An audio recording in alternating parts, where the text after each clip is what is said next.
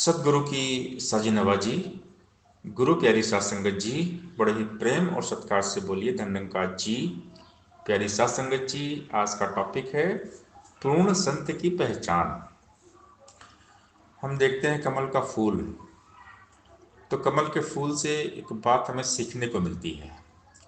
कमल का फूल कीचड़ में खिलता है, लेकिन कमल के फूल का जो रिश्ता नाता होता है वो सूरज के साथ में होता है। ऐसे ही जो पूर्ण संत होते हैं, भक्त होते हैं, कमल के फूल की तरह निर्लेप रहते हैं सदा। हमेशा नाता निरंकार दातार के साथ में जोड़कर रखते हैं। ब्रह्मलीन रहते हैं, जीते जी ही ब्रह्मलीन हो जाते हैं, प्रभु में लीन रहते हैं। इस संसार से ऊपर उठकर जीते हैं।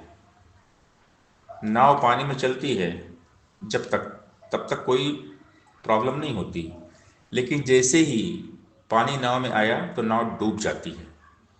इसी तरह से हम इस संसार में रहें, लेकिन संसार हमारे मन में नहीं आना चाहिए। मन में केवल निराकार दातार हो। और जो पूर्ण संत होते हैं वो हमेशा निरंकार प्रभु को विशेषता देते हैं। निराकार ब्रह्म में जो रहते हैं ना, वो हमेशा सुकून में रहते हैं, स्वर्ग में रहते हैं। ब्रह्मज्ञानी जो पूर्ण संत होते हैं वो अपना सारा कारोबार निरंकार में रहकर करते हैं। ब्रह्मज्ञानी का सारा कारोबार निराकार में रहकर होता है। जो हमेशा इस ब्रह्म निराकार में रहते हैं वही ब्रह्मज्ञानी संत भक्त महापुरुष पूर्ण संत कहलाते हैं। सूरज से भी सीखना है। सूरज से भी एक चीज सीखने को मिलती है कि सूरज रोज निकलता है, डेली पर डे।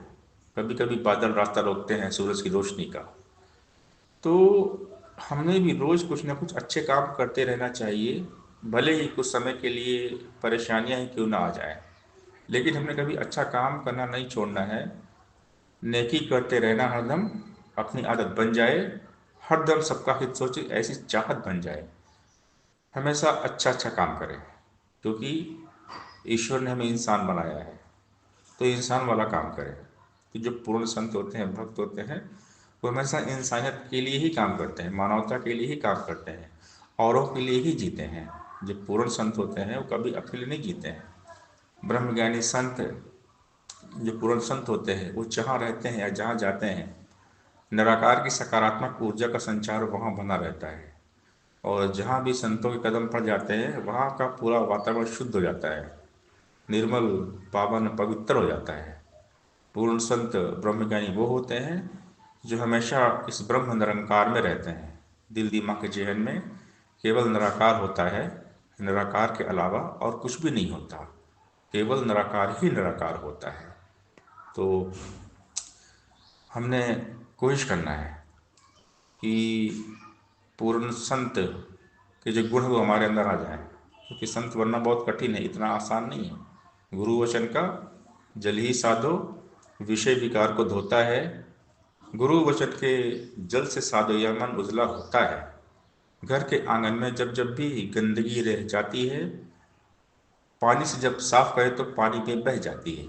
मेघ अगर बरसे तो होती धरती पर हरियाली ज्यों, गुरु कृपा बरसे तो होती जीवन में खुशहाली त्यों। ज्ञान है होता वचन गुरु का, इस पर जो टिक जाएगा, इस दुनिया में निर्मल सुंदर जीवन वो जी पाएगा।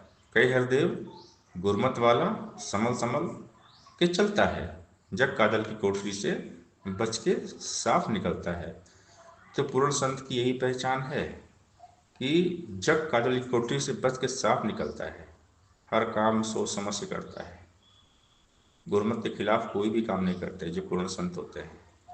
तो संत बनना कठिन है, पूर्ण संत बनना बहुत कठिन है, इतना आसान नहीं है, लेकिन असंभव नहीं है।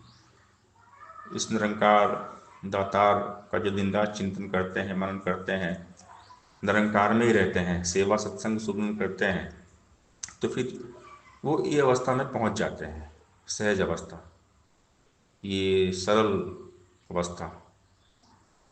तो इसके लिए भक्ति की आवश्यकता पड़ती है, अनन्य भक्ति।